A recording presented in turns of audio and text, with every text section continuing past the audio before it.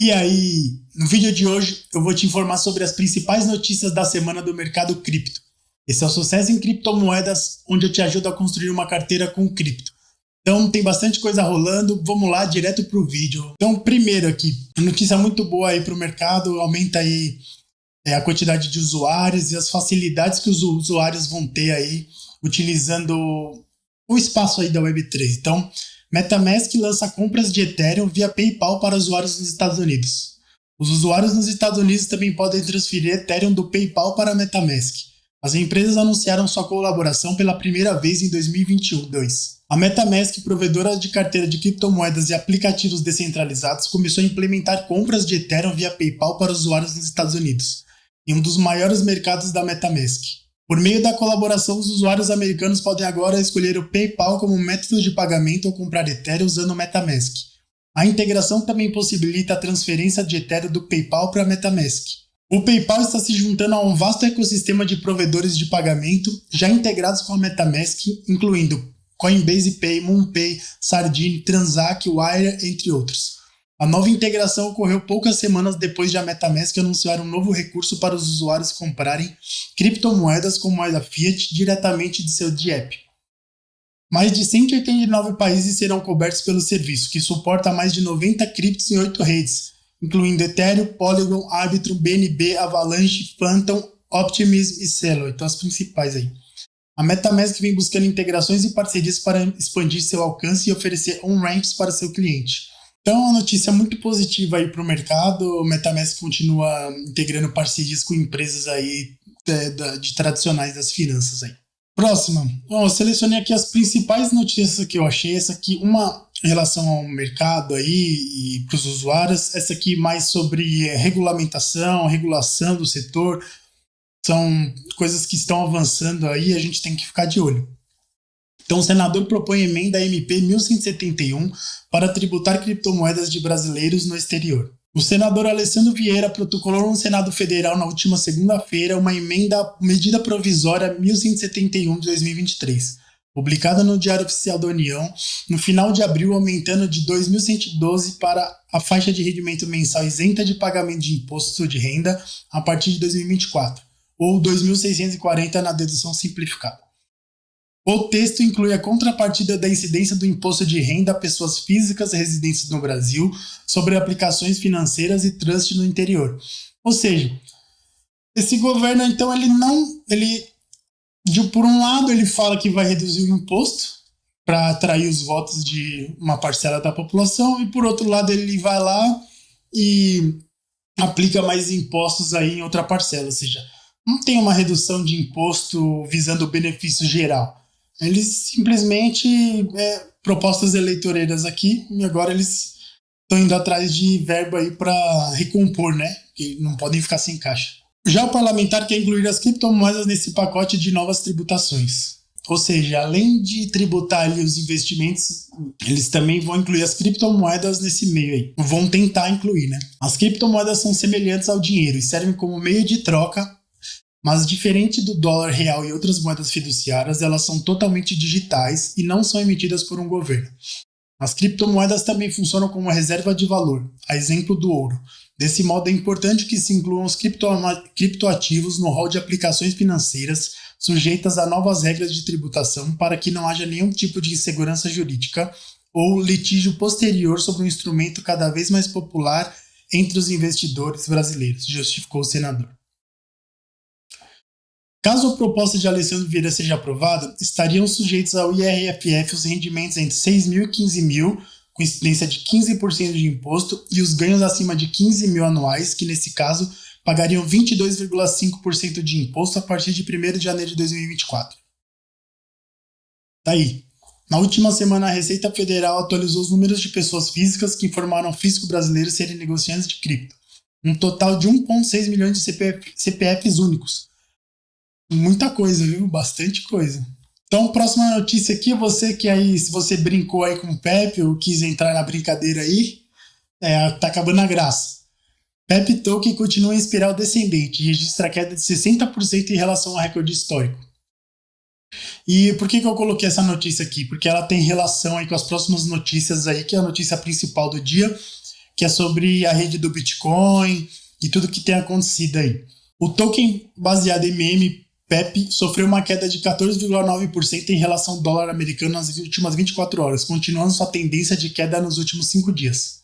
Até agora, a PEP teve uma queda de 60% no valor de sua máxima histórica. Apesar de manter sua posição como o terceiro maior token meme em termos de capitalização de mercado, o valor de mercado da moeda digital caiu de 1 bilhão para 790 milhões. Então, a PEP é um token meme que foi lançado na rede do Bitcoin aí, teve bastante hype aí nos últimos tempos, muita gente ganhou dinheiro e muita gente que comprou quando já estava nas altas vem perdendo muito dinheiro e é capaz que esse token nunca volte aos valores antigos. E aí, como esse token foi feito na rede do Bitcoin, ele gerou uma onda de outros tokens aí BRC20 na rede do Bitcoin, que é o que a gente vai falar próximo. Então aqui sobre o Bitcoin, aqui no gráfico, a gente vê que o Bitcoin teve uma queda grande aqui nos últimos dias, aí a partir de sábado, uma queda aí saiu de 29.800 para 26 mil, em torno de 26 mil agora. Eu ainda acho que o Bitcoin pode voltar, ainda até ultrapassar esses 29, pode ir até uns, em torno aí de 30, acho que 32 seria o máximo.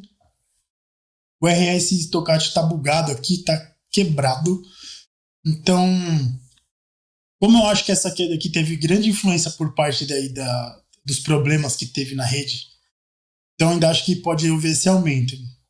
E quais foram esses problemas aí? Então eu separei aqui uma notícia aqui que tá bem boa aqui da Empíricos aqui sobre os acontecimentos aí, pra gente entender bem o que aconteceu, o que a gente... que medidas que a gente vai tomar. Então presta atenção aqui, vamos junto aqui pra gente entender bem essa notícia, tá bem detalhada, tá muito boa mesmo. Bitcoin sofre congestionamento por conta dos tokens BRC20. Entenda o que eles são e os possíveis desdobramentos. Volume e taxas de negociação na rede do Bitcoin tiveram um aumento exponencial com os BRC20 em tenda.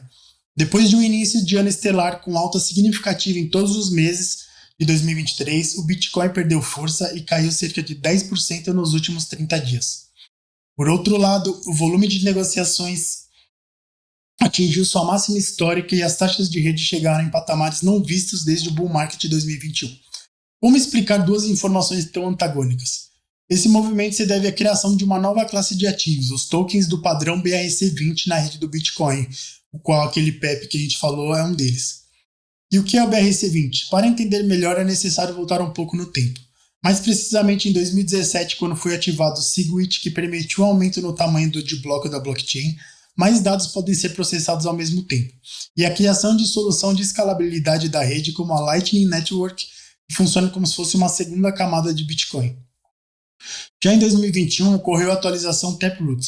Ela foi responsável por mudanças que vão desde o aumento da privacidade nas transações e redução de taxas até a eventual implementação de contratos inteligentes, os smart contracts.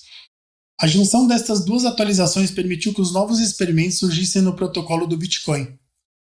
Um deles é o fato de que é possível adicionar dados a um Satoshi, que é a menor fração de um Bitcoin. Isso faz com que cada Satoshi pode carregar uma mensagem on-chain diferente e os torna não fungíveis, ou, em outras palavras, um NFT. Explica o head de cripto Vinícius Bazan. Como explica o analista, os NFTs do Bitcoin funcionam como se a fração do Bitcoin ganhasse uma tatuagem. É como se você pegasse uma cédula de real e desenhasse nela. Ela continua sendo uma cédula, mas se torna única em sua aparência. Assim como no caso dos NFTs, que utilizam um sistema de numeração chamado The Ordinals, é possível criar tokens fungíveis, nesse caso os tokens BRC20. Eles explodiram no mercado nas últimas semanas, com mais de 14 mil criados até o momento. Os tokens BRC20 somam 641 milhões em valor de mercado. Eles explodiram no mercado nas últimas semanas, com mais de 14 mil criados até o momento. Os tokens BRC20 somam 641 milhões em valor de mercado. O principal deles é o Word, o primeiro a ser criado como experimento. Seu estoque máximo é igual ao do Bitcoin, com 20 milhões de unidades. Naturalmente, as memecoins tomaram conta da cena. O token PEP foi criado também na blockchain do Bitcoin depois do sucesso no Ethereum. Vale a pena comprar esses ativos? Para o analista, a resposta é não. Eles são experimentos iniciais e, principalmente no caso das memecoins, sem fundamento relevante. Segundo o analista, dentre os tokens BRC20, o mérito principal fica para a Ord, como uma prova de conceito. O que poderia amparar seu valor no futuro, entretanto, é menos uma dinâmica econômica do token e mais o fato de que, em caso de sucesso do padrão BRC20, ele pode passar a ser considerado quase um colecionável do tipo estive lá. Tokens congestionaram a rede do Bitcoin. Nessa altura já deve ter ficado claro que, embora a tecnologia que permitiu a criação dos NFTs e BRC20 no Bitcoin não seja recente, o surgimento desses tokens foi repentino. Isso ocasionou um aumento exponencial nas taxas de transação da rede, congestionando-a a ponto de fazer a corretora de cripto Binance pausar saques de Bitcoin no último final de semana. Os mais puristas do Bitcoin julgam que este é um ataque coordenado para prejudicar a rede, como já aconteceu em outras ocasiões. Porém, o aumento das taxas de transação é uma resposta natural e esperada do sistema em momentos de alta demanda e pode ocorrer por qualquer motivo que leve a um maior volume de transações simultâneas.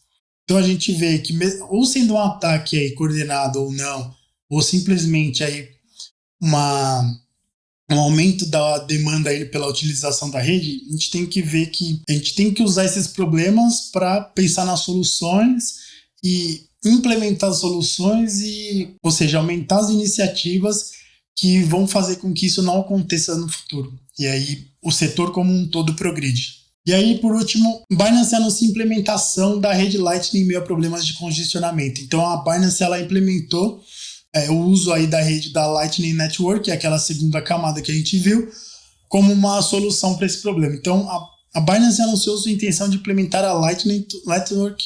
A principal exchange de criptomoedas Binance anunciou recentemente que está trabalhando para integrar a Lightning Network, uma solução de escalonamento baseada em Bitcoin em sua plataforma.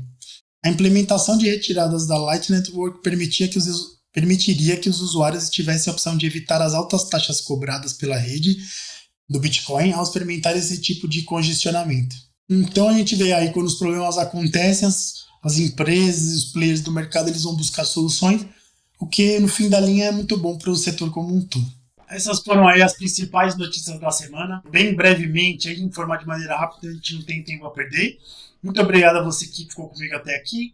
Na descrição aí vou deixar alguns links importantes aí para você. E me diz aí, você acha que o Bitcoin vai sofrer algum problema aí no futuro por causa desse congestionamento da rede, ou você acha que a rede como um todo vai melhorar? E se você quiser oportunidades, vou deixar um vídeo aqui para você, beleza? Valeu e fui!